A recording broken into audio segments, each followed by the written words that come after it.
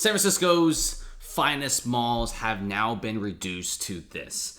You just have nobody here. The escalators are running, which is probably a very high electricity bill situation, and nobody is shopping here. Stores are closed.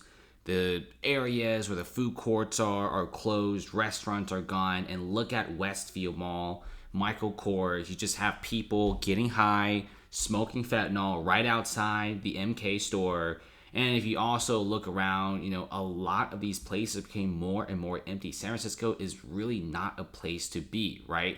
I mean, it's some scary stuff. Westfield is basically dead, but this isn't the only mall that's going to be destroyed. If you guys think Westfield is bad with all these different situations, well, let me show you guys a brand new area, which is kind of far away from all the crazy action of San Francisco. This is going to be the Stonestown Mall. It's actually a pretty decent place. Put the Google guide down on the parking lot. You do see it's a pretty fat looking mall. Still got some pretty big businesses, but even their businesses are experiencing a pretty massive decrease.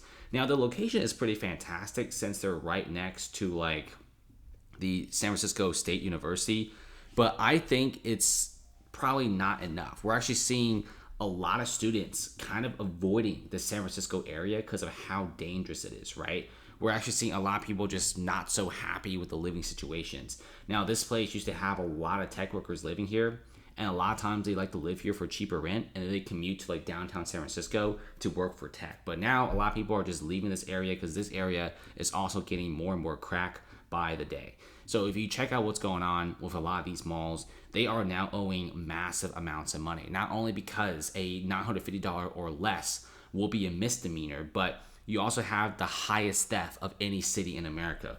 I mean, the Walgreens in San Francisco just can't catch a break, getting the nickname the most robbed Walgreens in all of America, and that's a real thing.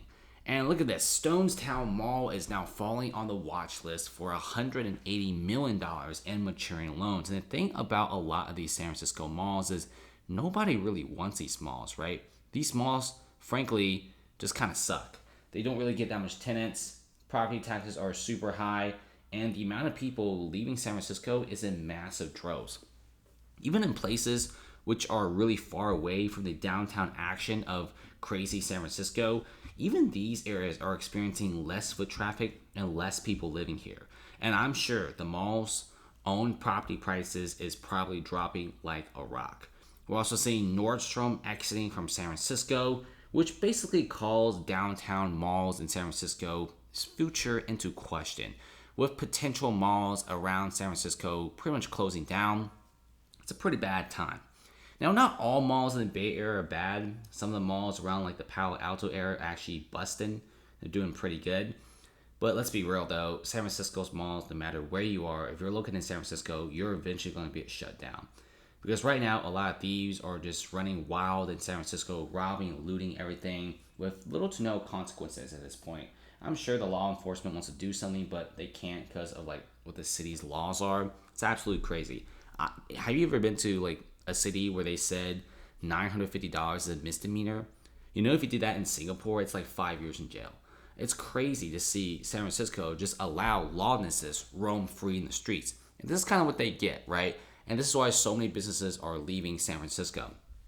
And when you check this out, it's not just going to be, this very nice iconic mall here with Whole Foods and Target. These guys are experiencing less business than ever before. This is probably one of the last holdouts of San Francisco. One of the last few okay areas of San Francisco. But eventually this place is probably going to give way, and they're probably going to be shutting down very soon because loans are very expensive. And of course, with high interest rates and also with rates rising up even more and less investment in the city, less people are coming here for vacation and for work. Check this out. We could be seeing this mall going under very, very fast. And it's not just, that mall and that mall getting taken down, but also whole entire blocks are being taken down in San Francisco. And back then when Banana Republic owned a whole entire block and Lululemon was here, now with intense crime in San Francisco, these stores are leaving in droves. And when they leave, they don't come back. It's not like San Francisco is it's going to recover and we're coming back. No, these brands, they hire analysts, they get data, They look at the potential and future of what's going on in San Francisco, and if they make a decision that within 3 years that the city will not recover, they just simply leave. Walgreens and CVS have closed record numbers of stores in San Francisco, with only a few of them still being online. And the ones being online, they're just making money from like the pharmacy, pretty much. Everything else is locked behind shelves. And look at One Montgomery in San Francisco, one of the best addresses in the city, and home to one of the biggest Wells Fargo branches ever, now sits empty. This area is actually a very bad place now, with stabbings and shootings everywhere, and a lot of violent crime and theft, including shoplifting of several stores around this area. It's getting worse, guys. And look at these escalators, right? That showed you in the beginning of the video. It's an empty mall. Nobody's coming here to shop. Look at this. It's completely empty. Cocoa Republic is gone.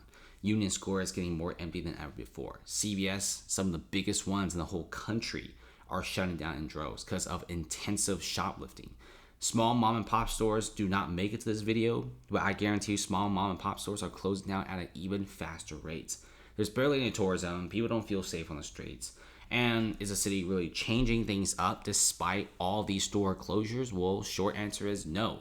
The city, they're doing something, but it's really not enough. It really just boils down to we don't really want a bunch of tents on the streets. And it really boils down to I don't really want that many people doing crack and also fentanyl on the streets. It's really that simple, right? Just clean those up, and I guarantee you a lot of people will start coming back. Of course, San Francisco's streets are absolutely getting decimated. Parking lots are getting more and more empty, and it's just getting worse by the day. I would not recommend the city ever to any business owner. And I know San Francisco is offering people up to $50K to open a store here, but I highly do not recommend it. It's getting worse and worse by the day. Malls are closing down, loans are maturing, and it's not just going to be the malls that will be on the mercy of banks and lenders, but also these incredibly tall and beautiful skyscrapers in San Francisco. Look at all of these buildings. They look fantastic. This is why San Francisco is such a cool city. You got like this Pacific vibe, but at the same time, you also have this really incredible high-rise skyscraper life as well. But a lot of these high-end buildings are now completely empty. Vacancies are super high, and they're selling for 50 to 70% off. This is the end of San Francisco, in my opinion, with the amount of stores leaving. It's basically a doom loop. And I'm sure a lot of you guys may be saying the same thing. Oh, but there seems to be a lot of people still in San Francisco. Not really, man. These guys lost 150,000 office employees, with most office employees simply not coming back. It's a shame because this is honestly a pretty incredibly beautiful city. If you've been to it, I've been to it before the pandemic. It was pretty fire. I preferred it more than like New York City, Chicago, and even Miami back then. But now, my gotta say, Miami's number one. Brickell and downtown Miami is just absolutely beautiful, simply because they don't really have all the homelessness and tents like San Francisco. And of course, the whole entire left radical situation happening in San Francisco. For example, robbing somebody's store of $950 doesn't really get you any prison time. Really makes the city into like GTA 5 and Gotham. So it just looks worse and worse by the day. Thanks for watching, guys, and see you later. Comment, subscribe, and like.